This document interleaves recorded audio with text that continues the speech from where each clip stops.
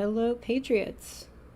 In about 10 minutes, we will be having a debate on how to respond to the radical right.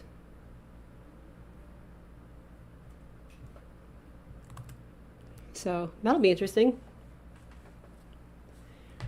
I want to talk about it. The exact specific prompt, not to mince words, is whether we should respond to Republicans with inflammatory rhetoric. If we talk about anything other than how to treat the radical right, it is a waste of time. And I don't like violence, and I don't like people getting hurt.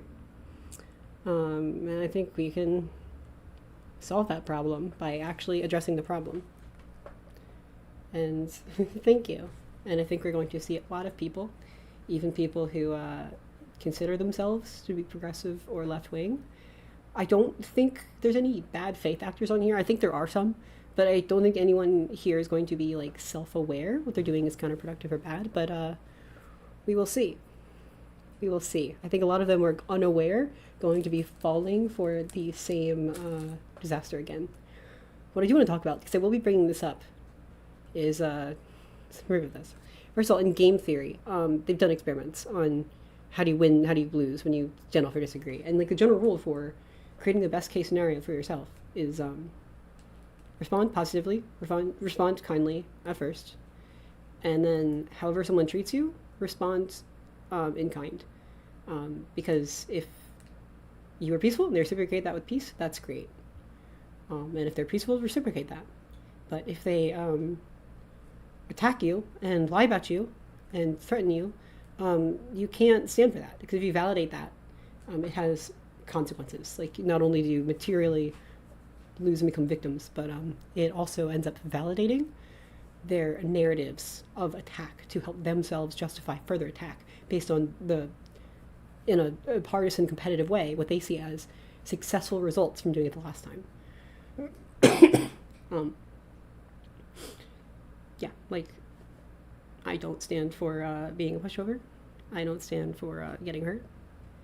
I don't stand for letting bullies bully. So I want to look at some recent headlines, actually, and these will be, we could bring these up. These might be relevant.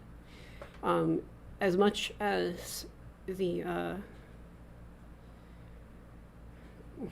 good old PDFs cry about left-wing violence, every one of the last 31 political attacks came from Republicans. Wow. The FCC chair has leveled threats against ABC and Disney after Kimmel suggested the Charlie Kirk assassin was MAGA, or one of their own, I believe was the phrase he used, which is also not surprising. If people want to go after the kids' associations, who he knew, who was around, instead of actually anything about himself, I think it is weird and irresponsible to count his roommate, but not his family, not his parents who raised him and taught him how to use weapons, to not count his grandma, to not count his town, to not count his church, to not count any of the forces that have actually shaped and sculpted his life. But for some reason, his roommate is fair ground. I think that's despicable. Yeah, so he was one of their own, even if that did not personally motivate him.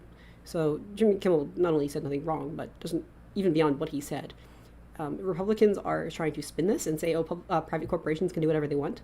But private corporations only went against him and took Kimmel off the air because they were preempting a promised threat from the FCC chair.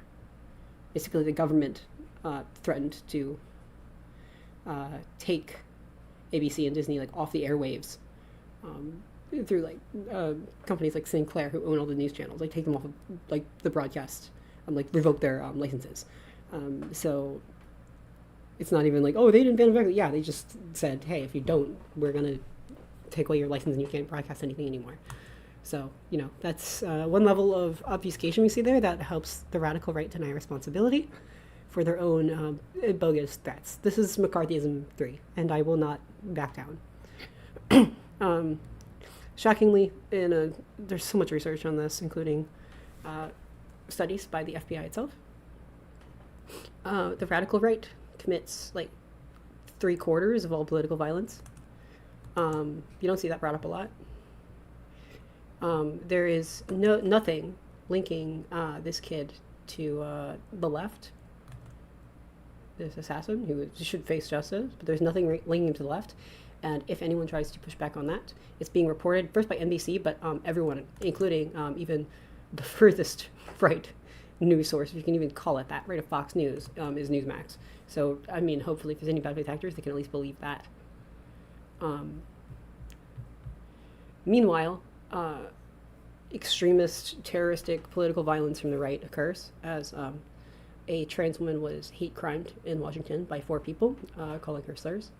I wonder who taught them that and why they felt justified that if someone is of a minority status, they should attack them. I think that's awful, and I think we should hold whoever taught them that messaging accountable, because evidently that messaging led to results. And the last thing I want to get into, and this is a very deep cut kind of source. This is from the CIA, like decades ago. This was the CIA's internal, now fully declassified, manual on like how to sabotage a movement from the inside.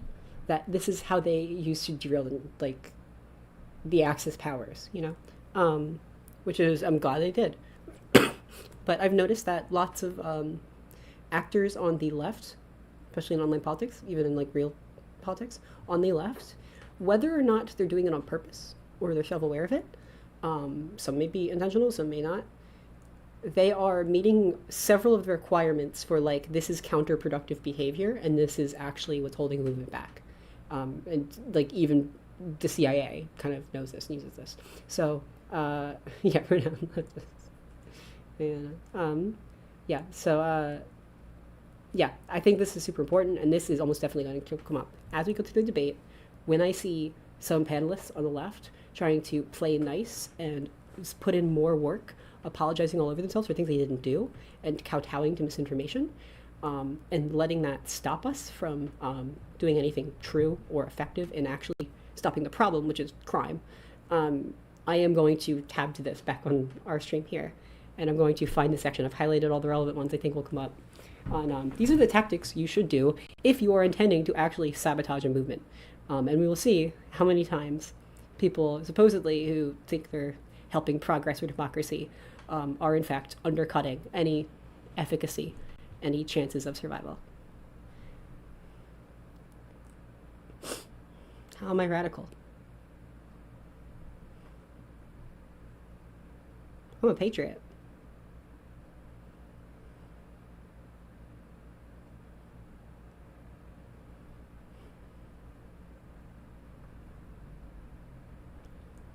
A healthy democracy is a well-informed electorate. True.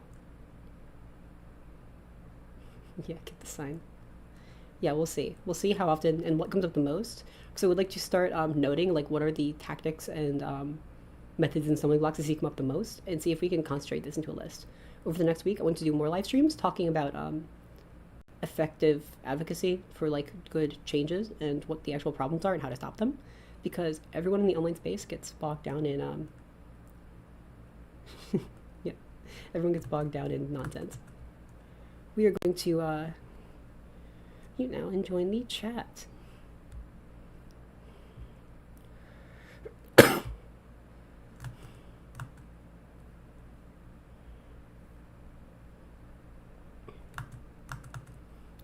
Cool.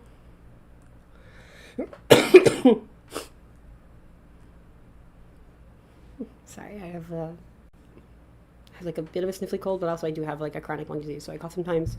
I had myself on push to talk in past streams. People complained it was cutting out too much, so instead I'm always on, but my microphone has a button on it and I can press to mute. So I may forget sometimes. There are some coughs, but I believe that some coughs are better than cuts. Hello. What's up, Rick? Just trying to get everything captured so everyone can see us.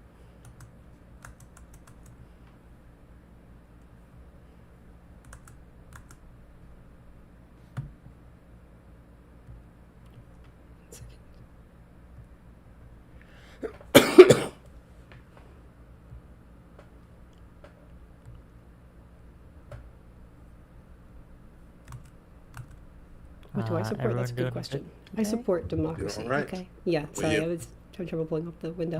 Well, we haven't quite started yet, so I guess we'll see. Yeah. Hey, can everyone hear me? I can hear you. Hello? A little bit. Yes. Gotcha. Yeah, hear me? Yeah, that should be.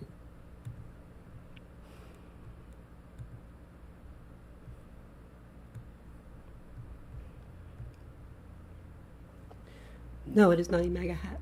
What's up, It's a Ethan? true patriot hat, which you can get on she'srightshow.com. What's up, Bullet Escape? Good to talk to you, man. Yeah, good to see you, man. Ain't nobody say hi to me. Fuck me. Sorry, I'm still making sure all my stuff. Hi set to up. everybody. Logic, Ethan, There we go. Blood Escape. I'm Corbin. Nice to meet you. Good to meet you. I think the only other person I don't know is Beck. I think you're muted. Your audio is off. Yep. This is my first time doing one of these. Sorry. Yeah, I'm Bex. Nice to meet you all. Nice to meet you. What's up? I think I got everything set up. Hi, Alice. Hey, Just to make sure, like, oh, sorry, my mic isn't like low, is it? A little Kinda bit, low. I think. Yeah.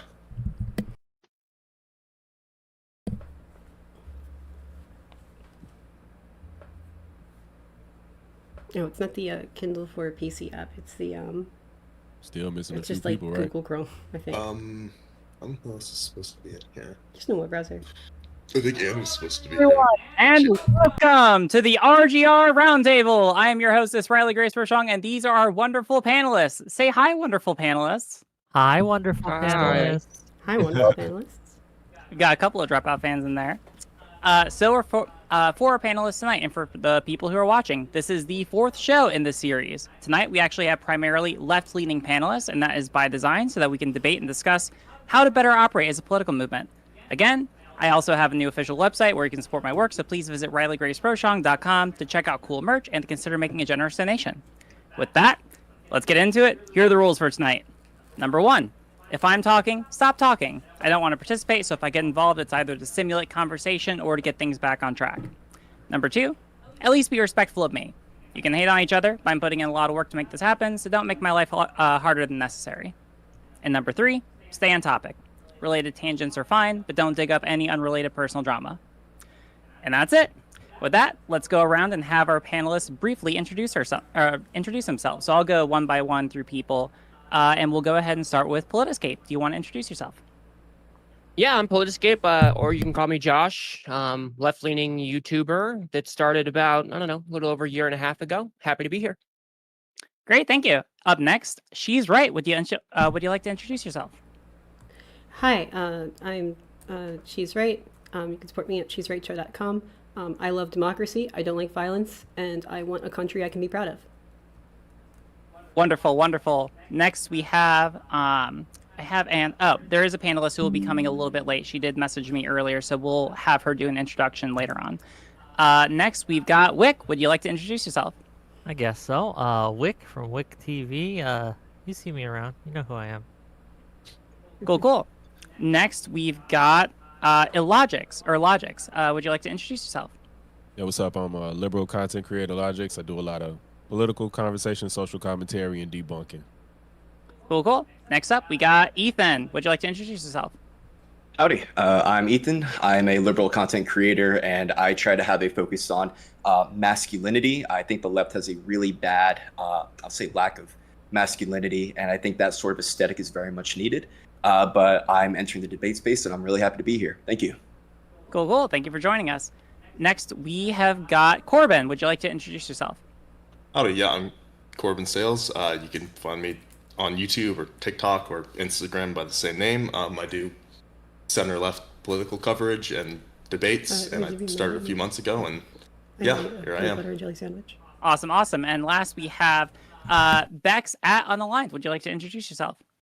Hey everyone, I'm Rebecca. A little bit about me. I am a Marine Corps veteran, a mom, a trans woman, and a center-left liberal. My day job is technology, but I am super passionate about politics. So trying to dip my toes into the world of political writing, commentary, debate, and content creation. And you can find me at unaligned.sh. So yeah, great to be here. Looking forward to talking with everyone. Wonderful. Thank you so much for joining us.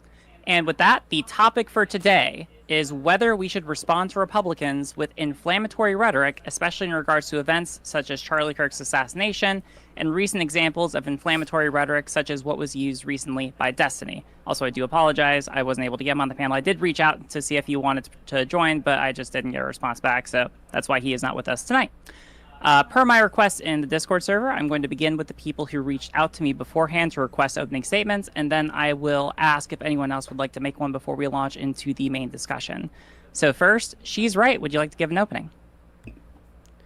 Sure. I believe we're all in agreement on the general problem here. We want the violence to stop. Then we have to get practical about the actual causes of violence and the actual solutions of violence.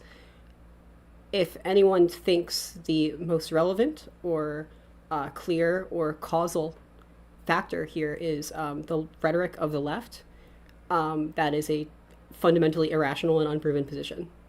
We're seeing far more people criticize jokes about Charlie Kirk after the fact, but we are not seeing any evidence, despite a whole FBI investigation, tying any leftist rhetoric or ideas to the cause.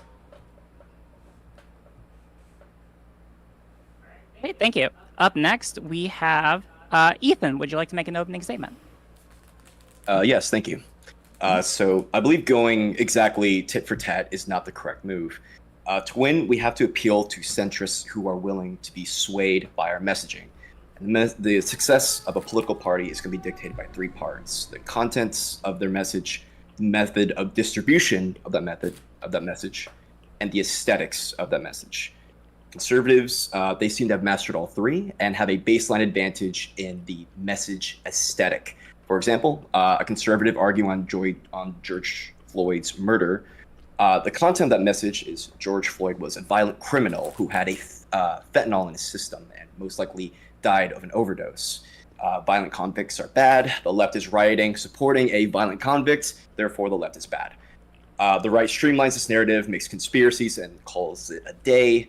But with George Floyd being a black convict, he's an outgroup or minority. Intuitively, the public is much more accepting of making fun of minority suffering, like alligator Alcatraz merch, immigration deportation, ASMR, George Floyd challenge when that was trending. These are inflammatory topics and are celebrated by conservatives. These topics haven't enraged the public anywhere near as Charlie Kirk's death and the celebration of that.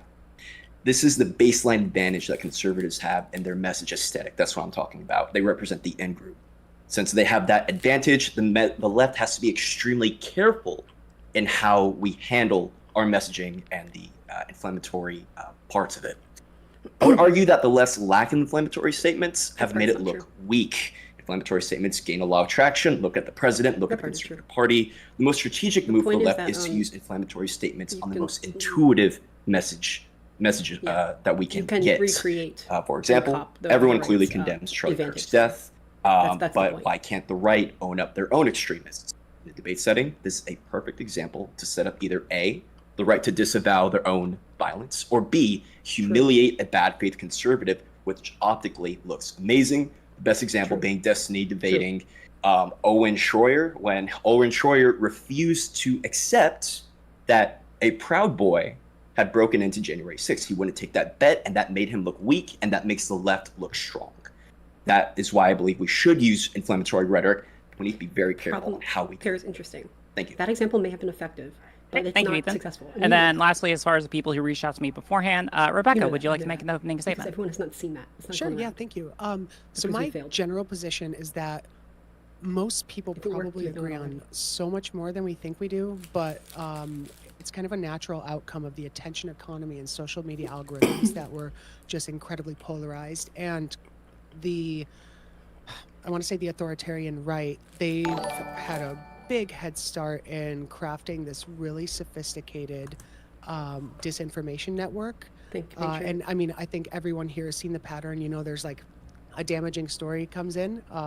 the Epstein stuff with Donald Trump for a day or two. There's kind of, this disorder among the MAGA side, and then just out of nowhere, everything just kind of snaps into place, right?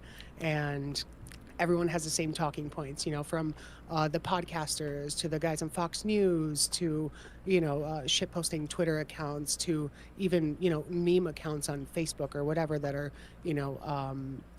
kind of distilling these things down into bite-sized little slants for the audiences there. And they just have a really, really good lead in this front. And I think that is somewhere that the left could really benefit from organizing to do. Right now, I feel like the left is just very disjointed. I'm sure a lot of people feel somewhat similarly. It's hard to get us all to kind of coalesce and agree on a strategy. So I think that would be important. Obviously, that requires organization, that requires funding, but I think that is one way forward to kind of winning this information war that we've been neglecting to fight for the past decade of Donald Trump. All right, thank you. Now, those are all the people who reached out to me beforehand, who requested to make an opening statement. I'm fine turning it over, but is there anyone who, really pressingly, I got to make an opening statement right now? Is there anyone else who would like to, or I could just turn it over to y'all? Sorry. I'm not seeing anybody. Let's open up the pit. Let's go. All right. It is open to the panel. Y'all can take it wherever you would like to. Can I just to get a temperature check here? Fresh meat, ooh-ha-ha. Does anyone think that Destiny's rhetoric around the Charlie Kirk assassination is an effective form of attack here? Can we get a... Yeah. Did you say effective? Yes. Ineffective or ineffective? Effective. It's working. Effective to what end? Yeah. To actually winning elections. Yeah. I think it's a net positive. So we got one thinking it's a net positive, and I think it's electorally effective. Is that your hand up or your thumb up? What's going on? I can't. Okay, so about 3, maybe 3.5, something like that. It's really hard to tell. Like a split panel. I'm gonna just. Real quick, are we saying Destiny alone doing it, or if the whole Democrat Party were to do it collectively? Good question. Why do you think that only Destiny's doing it? Great question. And Newsom isn't doing it. You don't see AOC doing it. You don't see any of these other politicians who have whole teams behind them that study these things. Because we would look absolutely unhinged. I'm sorry, I can't hear you. What did you say, sir? I said because we'd look unhinged. That's why they're not doing it. Yes, that's but Destiny's not running for office. But he is used as a representative of the left. Look at his appearance on Piers Morgan. Look how Fox News pedestaled him. Look at how every single right-wing figure is pointing to his rhetoric and showcasing it and saying, this is what the left is saying. Why do you think they're doing that? Yeah, but if it's not Destiny, if it's not Destiny, it's a blue-haired college student with 12 Twitter followers. To be fair, though, if it's a blue-haired rando, we can say bro, that's a blue-haired rando. Who cares about this person? Yeah, but the issue is that the right uses those blue-haired randos to condemn the entirety of the Democratic Party, and that's kind of effective as them using something like Destiny. Though? It probably has a bit more weight when it's Destiny. It's been that way.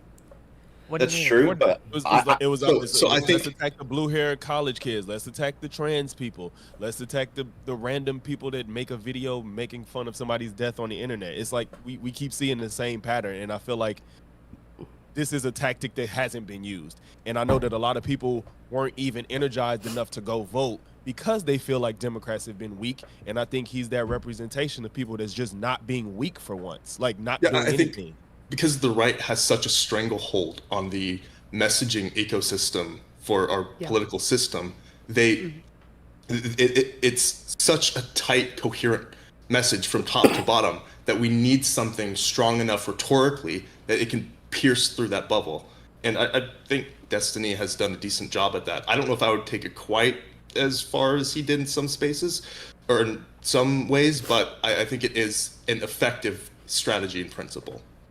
Can you point to, again, though, if you think that this is effective, why is it that, again, every single mainstream Democrat, every politician, every influencer aside from Destiny, I should say, disagrees with you. What do you think? What do you think makes him correct when literally every single other influencer and politician on the left is wrong?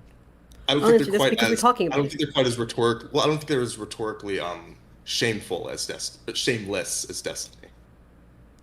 I know it's effective because it works, because we're talking about it, because it penetrated an otherwise safe space of a media bubble. This is the same reason the liberal media constantly successfully reports on Trump's message. And this is how propaganda spreads and how memetics work. Even if you don't agree with the message, if you hear it a lot, you're more likely to believe it. That's how Trump has managed to capture the But just because we're talking about it doesn't mean that's necessarily working. I mean, we talked about like Trump's controversies for like ever. It did work. He got him elected. Right? He's the president right now. Okay, I think I might be. Yeah. Sorry. Yeah. Well, we're not MAGA either. We do not corral behind a single individual like the MAGA movement does. I don't think you can say just being inflammatory is going to get us there, right? Right. Just like with us, what we're trying to replicate what Charlie Kirk did is certain strategies that work. It's not like, hey, let's just be dicks to everybody, necessarily. But sure, if there's strategies that's working, I don't see why not implement them because. Yeah. I mean, that Donald Trump won in 2016, and like, what was his strategy going into that first election? Not be Hillary Clinton. It was the worst candidate we've seen. It was a very, very bad idea to run her in the 2020s. Right? It was to pierce the bully establishment bubble, right?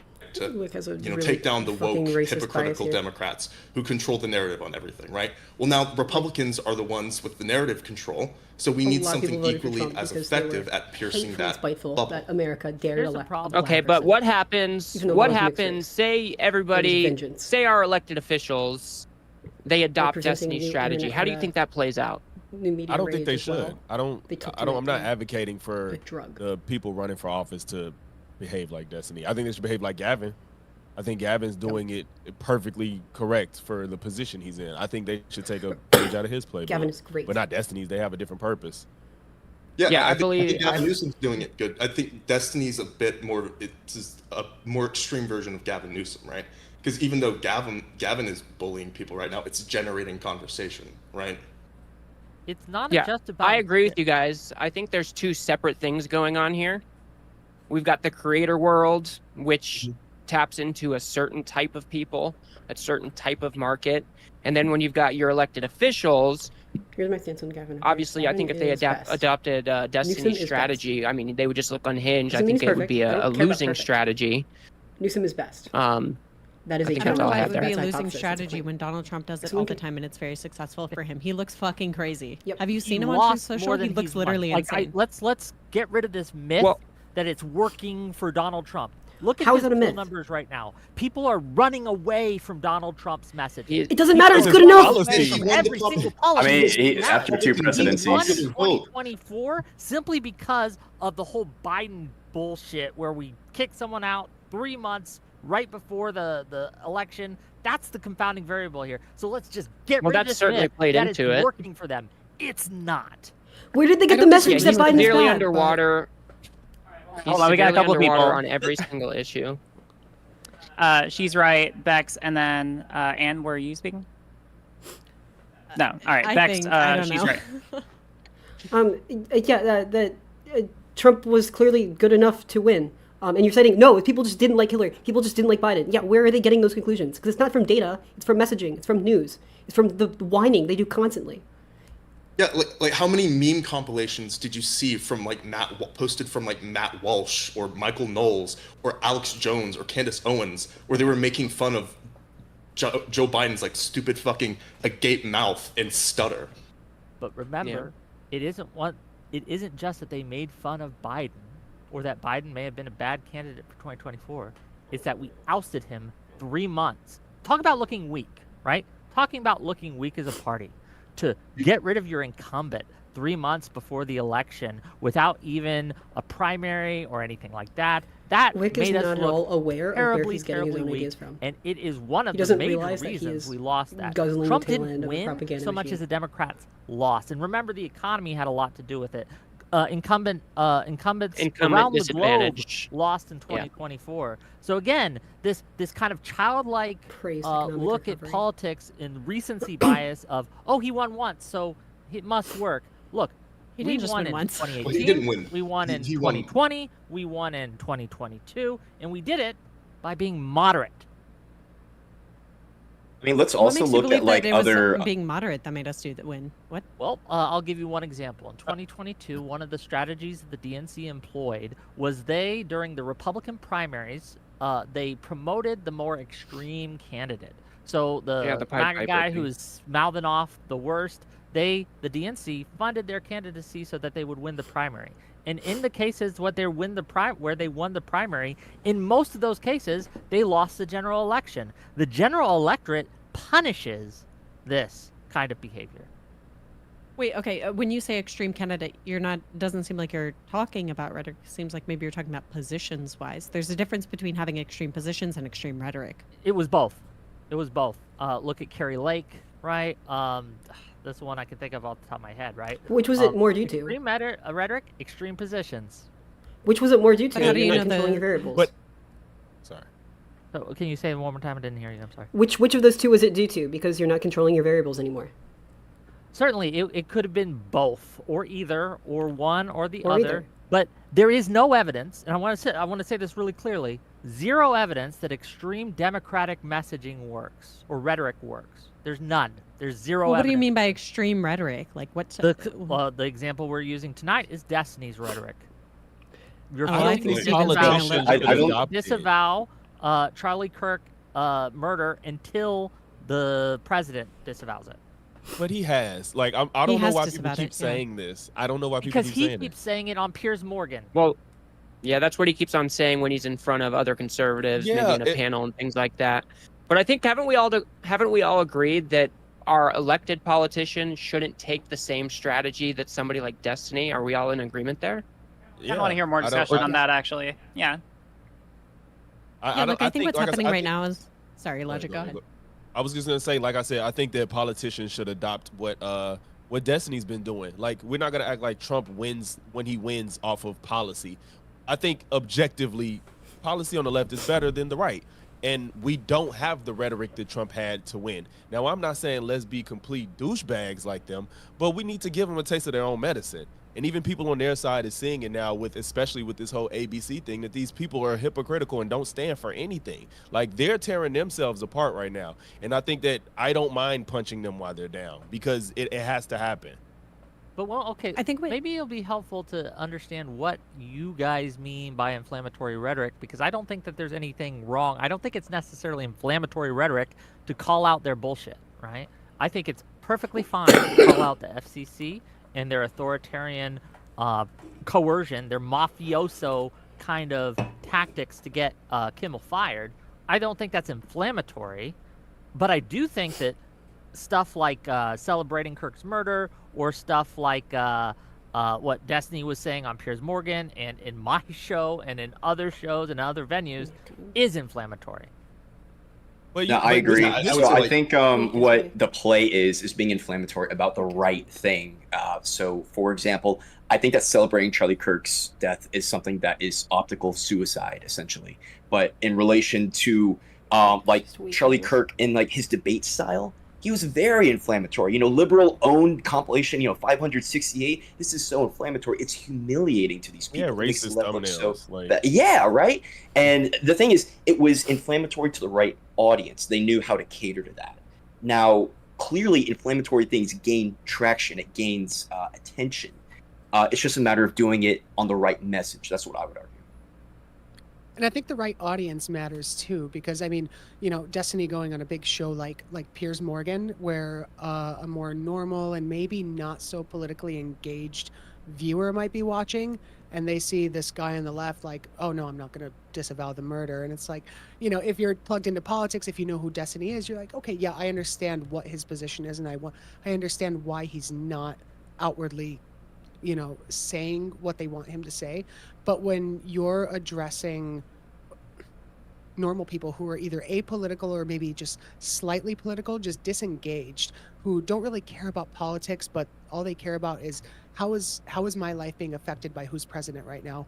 Biden was in office and people the economy sucked. I don't think that it was Biden's fault. I mean, he was kind of dealt a shitty hand with COVID, and he did the best he could. I think that his policies ended up being actually really great in getting us out of a potential bad recession.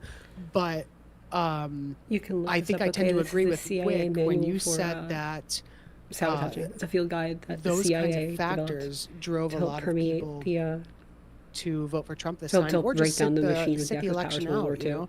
A lot of people. I think that since we are so plugged into politics, we're kind of living it every day. It's easy to forget the normal people who are just super disengaged. Like, I don't know about your Facebook friends from back home, but everyone just kind of tries to ignore all the crazy shit that's happening right now, and you talk to people and they're like, I don't want to get into politics. So yeah, I think when you address the disengaged or apolitical, you need a bit of a softer touch. When you're talking to these provocateurs and propagandists like the Matt Walshes or any of those people, then yeah, I think inflammatory rhetoric against them is good, because their audience is already primed to. Yeah. Okay. Sure. No, you should. I'm not kidding. I'm not kidding. Don't do it on here. Don't get me taking that for DOS, please. Nah, that's fine, right?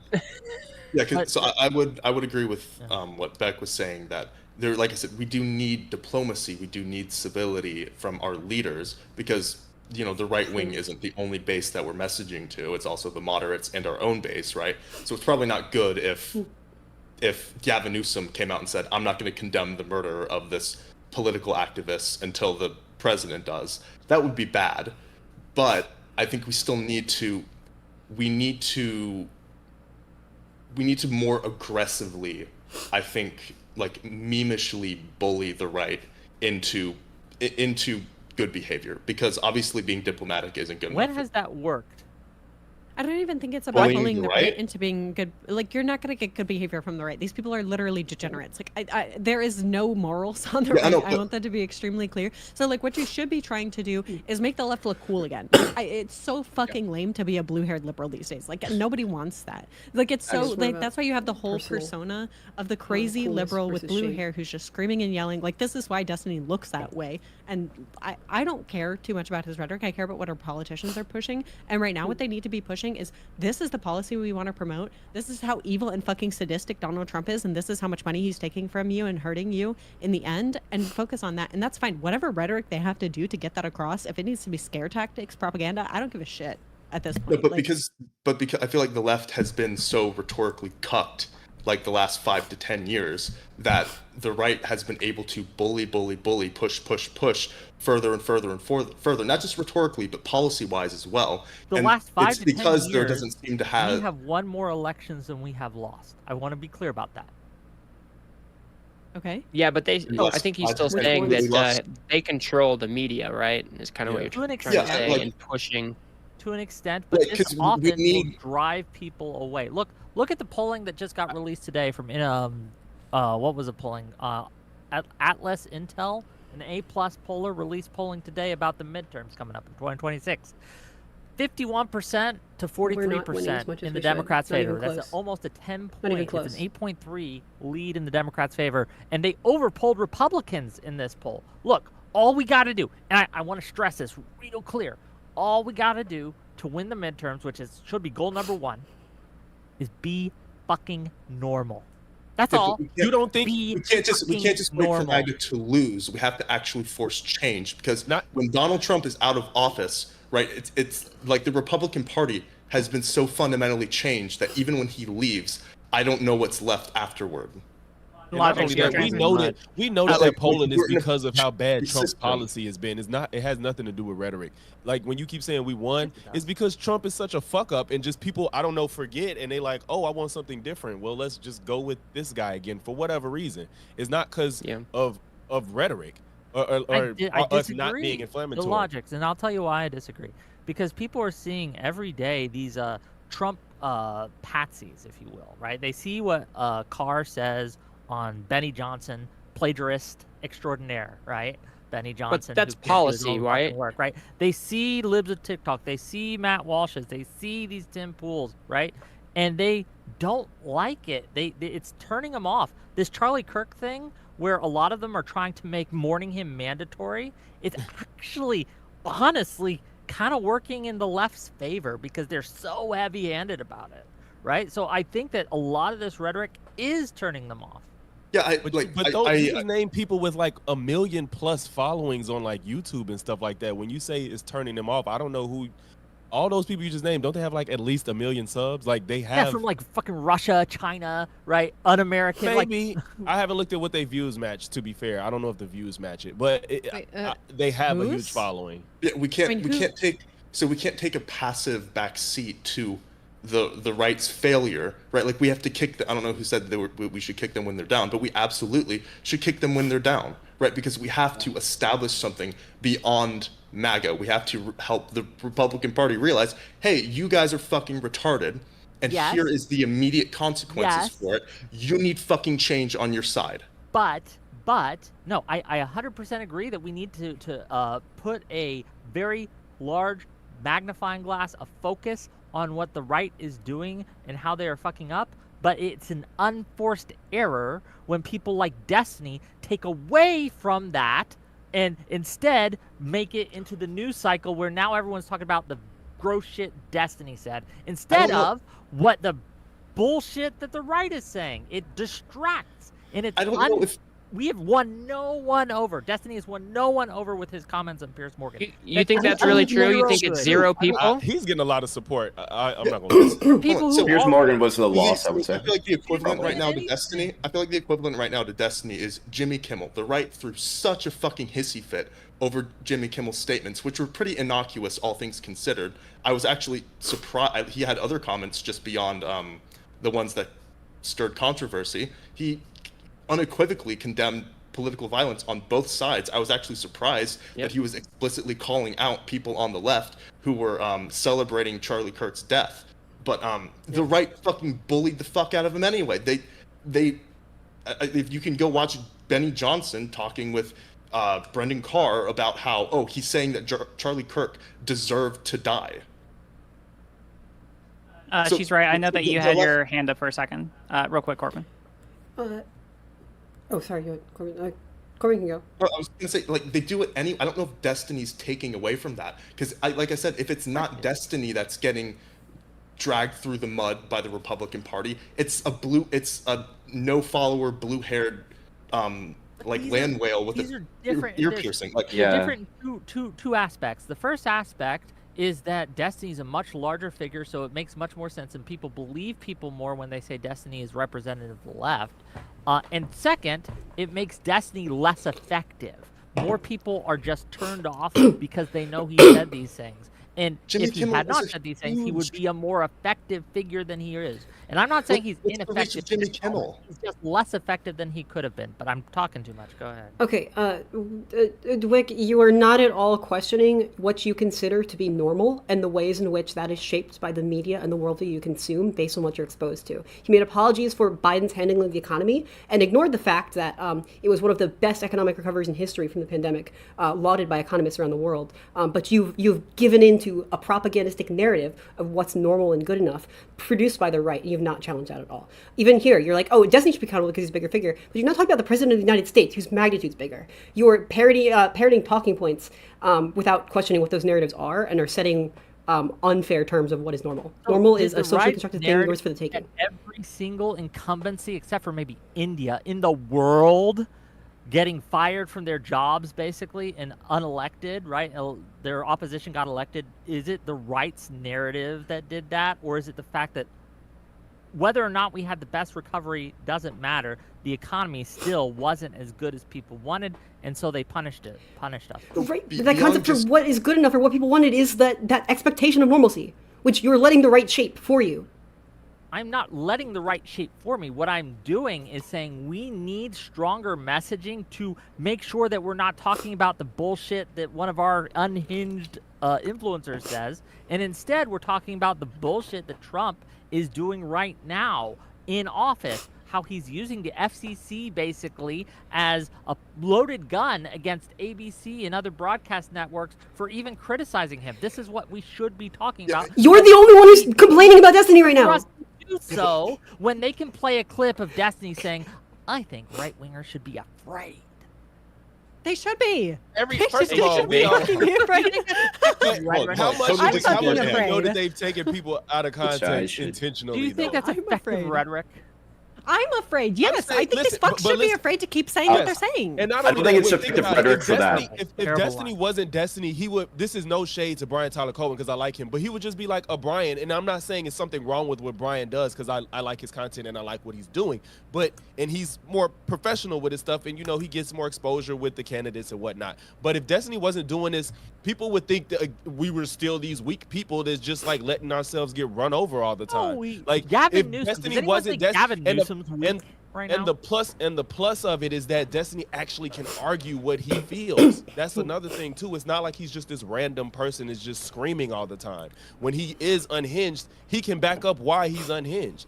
Even with the Piers Morgan thing, even if I take my bias off, when he was arguing with them, they couldn't answer anything he said, and it looked embarrassing. And I don't think it's just me that felt that. All they had to do was play his clip of him saying that that he's not going to condemn the violence. They don't have to play the rhetoric or the games around it. That line in and of itself was like a own goal. It was unnecessary and it did not help. We won 0 votes and we lost how many?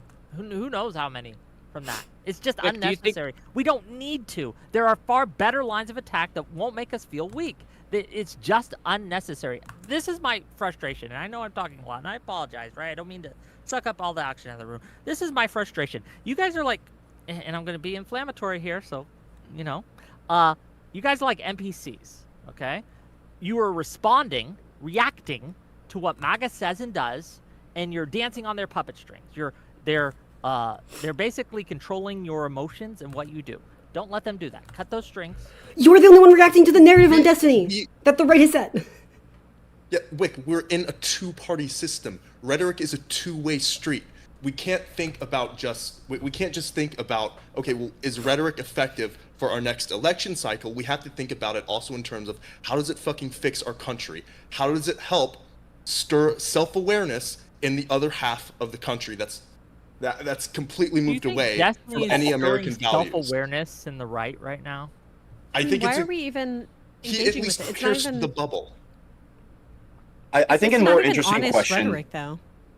Sorry, I think a more interesting question is how effective, if you were to win a debate, right, using inflammatory rhetoric or not using inflammatory rhetoric, what overall looks better? I would argue that assuming you're not unhinged, but you still do use some form of inflammatory rhetoric such that the opponent looks humiliated, I would argue that is much stronger. It's one thing to end a debate by saying, okay, we politely disagree, especially if you're going against someone like a bad faith actor. But if you're going against a bad faith actor and you humiliate that person, that ultimately looks so much better. I think the best way to achieve that is through inflammatory rhetoric. I think what Destiny did, that was not the right use of inflammatory rhetoric, but I would not discredit the usage of inflammatory rhetoric just because of that situation. I mean, you could even take clips from the tour stop that you guys just had, Ethan. Like the guy who like came up and was being fucking psychotic and schizo and yelling at Steven about, oh, you fucked the dude, oh, you sucked the dick, blah, blah, blah. And everybody just bullied him. Republicans and all the MAGA people who showed up to debate Steven literally bullied the fuck out of this guy because it's embarrassing. We should be working on embarrassing the fuck out of these people. I agree. Yes. I don't disagree with that, but let me give you the Destiny's rhetoric around not turning down the temperature is embarrassing us, like that guy's rhetoric embarrassed them. Why I would is that? agree that it's probably a net loss what Destiny did. Yeah, look, there's a Destiny difference isn't between... incessantly screaming slurs and insulting people for the sake of insulting them, though. I don't think that's fair to compare the two. What I think would be interesting, and this is the hard part because the Democrats would never do this, but like in a hypothetical world, I think it actually would be effective if every single Democrat did come together and say, we will only do it if Donald Trump acknowledges the horrors, of things like January 6th. But the problem is he'll never do that. But I think it would ultimately bring it to light. But how realistic is that? I don't think that is realistic. I think it's actually pretty realistic with the government shutdown coming up. I think we should make it a condition of the government shutdown. I think that was a really good idea. I don't remember where that came from. Destiny came. That was a good idea Destiny had. I'll give him props for that. but we don't need to fail to condemn the violence, right? Or make that condition. We can't say, hey, Trump, you haven't condemned the violence yet. Look at Mehdi Hasan. Mehdi Hasan had a, I think it was Fox News or maybe it was Sky News, one of those. He went on and he did it pitch perfect. I disagree with Mehdi Hasan on a lot of his foreign policy takes, but his rhetoric and his style, he was able to hold Trump to account and push on that narrative, and he was still able to disavow the violence, to commit to turning down the temperature, all of that, and it was just far more effective. Look, I don't care about how I feel. I want to win. I will do whatever it takes within the bounds of morality to win. This is what it takes to lose. I don't care if I have to look like a cuck or whatever for a year or so. I don't care if it makes me win. I will do it to win. Wait, can I tell you a secret? This whole stream, I've pulled up the CIA's sabotage field menu for the tactics they use to specifically slow down and derail the Axis powers in World War II. And what you're engaging in, the demands you're making, like a bingo card, are meeting like half of this shit. For a war against the Nazis? Yes, this is how the CIA found ways to sabotage the efficacy of any movement. And these are the tactics you are using now against liberal causes. Name one. I don't know. Sure. Managers and supervisors demand written orders, misunderstand orders, ask endless questions, or engage in long correspondence about such orders. Quibble over them when you can. Okay, I've not done that. I take issue with you just said we have to denounce. We just have to we have to go out of our way to denounce this. Like that's what that is. Like you're demanding extra work and extra claims to be made. You're adding to that pile of work that slows down us moving on. Second, I denounce the violence. Yes. Why hasn't Trump? Seconds add up. Why isn't Trump? Okay, that's a good question because that's demanding something of Trump, right? It's demanding written orders from Trump. That's effective. Criticism. Come on. Are you suggesting that all of our politicians should not denounce? Are you honestly burdened by the need to say, hey, I denounced the violence, why hasn't Trump? Is that a burden to you?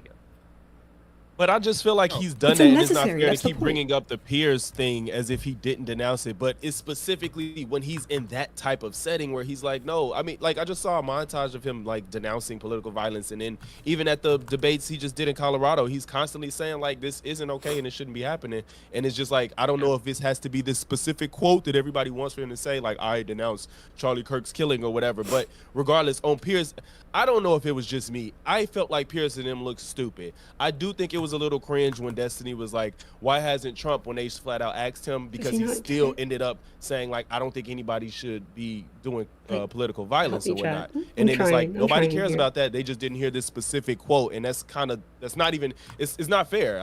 And Wick, I love you, but I'm like, why are you not acknowledging the fact that he actually said that?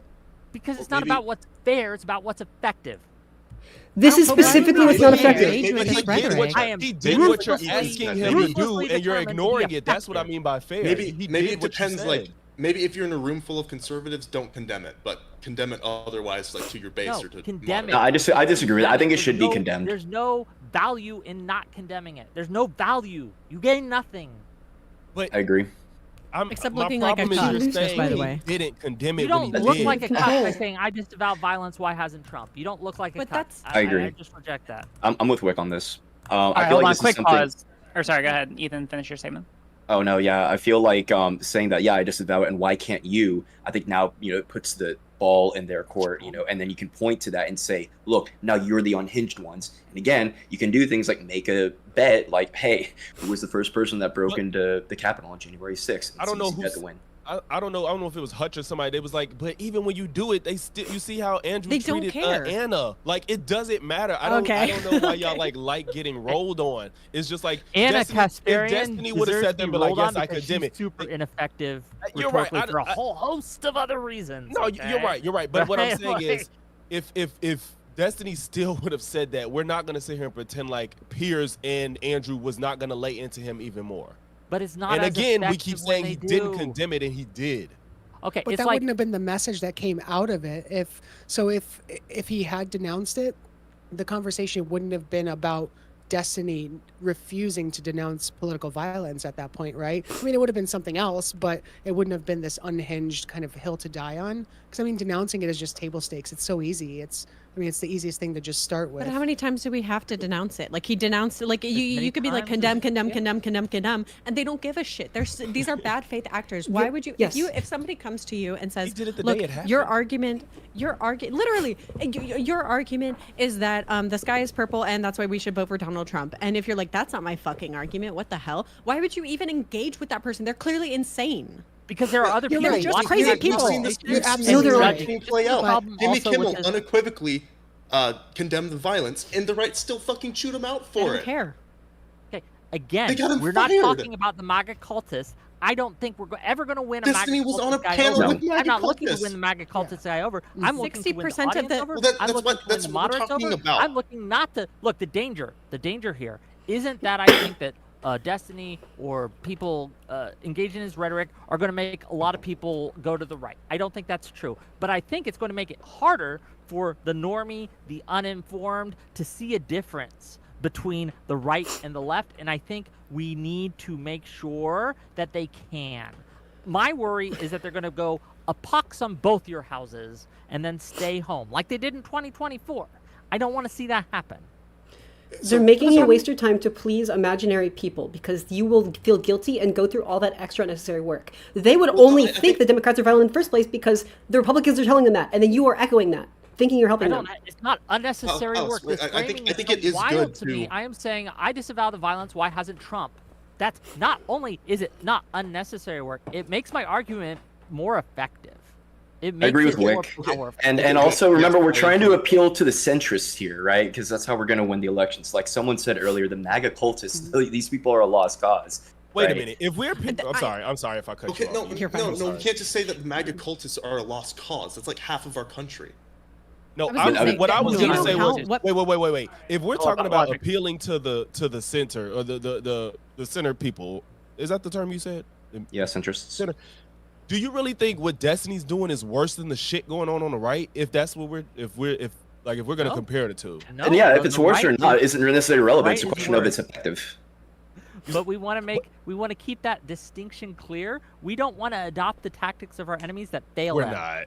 Why not? I don't think you've done anything because it fails them. These are in the tactics. gauge of what the right is doing. Okay, the only time we lose. They won the White House. They won the Senate. They won the House. What are you talking about? A non-effective tactic. It worked. It only worked because we kicked out our incumbent, who for someone no one voted for in the primaries, and we had a global issue with inflation that every incumbency got punished for. To act like it worked, it didn't work in 2022. If that was the only reason that 2020, and it didn't work in 2018. Come on, get rid of your recency bias and look at the bigger picture. Pull out your view to 100 yards instead There's of just so many reasons that Kamala lost that it's so many reasons on top of one another. And again, we only won all of those because Trump is a fuck up. That's why. It's not. I don't think in this world, in this media world, us playing coy with everybody is just not gonna cut it. I don't see how we don't have to play coy. We just have to keep from making unforced errors. That's all. I have a question. I want to ask the panel. Corbin and you two wanted to say something. Go ahead if you want to finish your thoughts, and then I have a question for the panel on this. Okay, I was just gonna say if Donald Trump had toned down the rhetoric all the way to zero, like he never uttered another mean nickname again, I don't know. I still don't know if he would have won back in 24. I don't know. Okay, and you want to say something? Go ahead. Sorry. The majority of the Republican Party is MAGA. Do you realize that 70% of the Republican Party is MAGA? We're not trying to win those people over. We need to make those people look fucking insane like they are. Because if we're trying to win centrists over, we need to go as hard as possible on those people and go, look, these are literally like people who should be locked in a fucking asylum. Why are we worried about them? Why are we worried about like not hurting their feelings or whatever? I don't think centrists give a fuck. I think if they look crazy, they look crazy. So on this, all right. Yeah. Let me ask a quick clarifying question, because basically, so take myself partially out of my role just to tell you kind of where I'm at, because I'm of a split mind on this.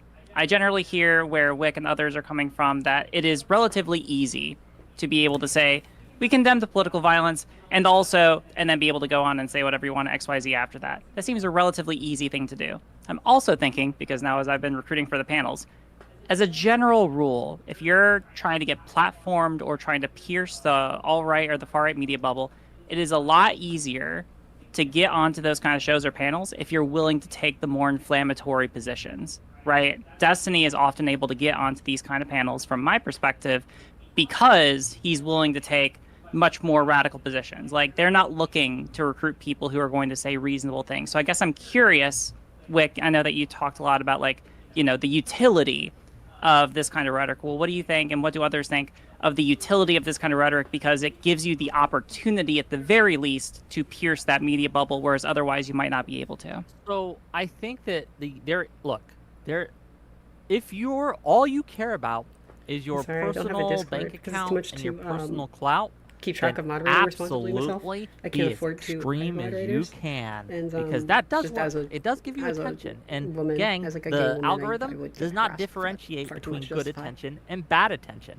It measures them the same. sorry. Okay, you're gonna get paid the same amount per click, per view, whether they hate you or whether they love you. It does not matter.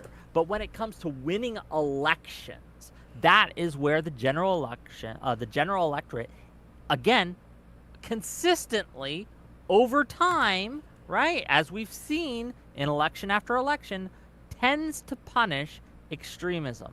It just does. Can I ask? I'm sorry. I don't want to participate. But then No, it's fine. I think this goes back to the really interesting discussion earlier of, like, the distinction between influencers, people who operate exclusively online, and electeds, people who are running for office, right? Mm-hmm. Like, do you think that there could be a reasonable distinction there then? Because sure, Destiny might be catching a little bit of negative flack, but at the end of the day, he is going to keep going, right? Other people who use that kind of rhetoric are going to keep going, right? He will not be affected.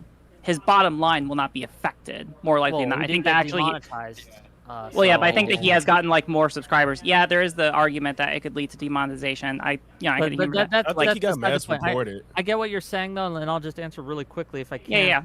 I think that, look, I think that Destiny, in general, is one of the best debaters we have. He's very, very rhetorically effective in a debate. He's very, very quick. He's very, very intelligent. He's well researched on these topics. And that's why I don't like it when he sabotages himself and sabotages his effectiveness, because now there are even more people who will not listen to him no matter what he says or how right he is, because he made this unnecessary inflammatory comment, and it just turns people off. They close their ears. And I don't want to speak on the dead, but do you think that rhetoric worked for Charlie Kirk? He basically shot himself in the foot. He made one of our tools less effective, and he should face. What rhetoric do you think? What rhetoric do you think was working for Charlie Kirk? Was it like peaceful? We should condemn violence. Like, I don't even know. Well, it was clearly working at the last Unfuck America tour stop, because you had people who were like Republicans taking his side when there was like a crazy Republican shouting him down. But the problem is, okay, like, what rhetoric do you think worked for Charlie Kirk? Do you think he got by like saying? It was the clips. You see, when Charlie Kirk debated anyone but a college What do you think the student, clips are composed of? That's like all of them are him being super inflammatory, humiliating these people, and that's extremely effective. And Destiny is particularly good at this. I think there's a good argument to be made that somebody like Destiny, I can take your point, Wick, that, you know, the right can hold him up and maybe it'll carry a little bit more weight just because he is a bigger influencer on our so-called side. But I also think Destiny does a really good job of piercing these different media circles, getting into different audiences than maybe somebody like Gavin Newsom or name your other politician. He's good at breaking into these circles and bringing people over because he uses similar or more inflammatory rhetoric. Well, do you think Kind of build off what do you think the rhetoric of Charlie Kirk making fun of some college kid for being for having bad rhetoric, or just making fun of them in general, do you think that's the same type of thing as refusing to condemn political violence right after a political assassination? No, but I think that if you look at all of the rhetoric that they did about Nancy Pelosi and Paul Pelosi and the Hoffmans and the Hortmans and all those other things, and Next Benedict, they made fun of a 12-year-old who fucking killed themselves. Yes, that rhetoric works. It demonizes trans people. It's all sorts of things. Oh fuck, I don't even remember. What was it?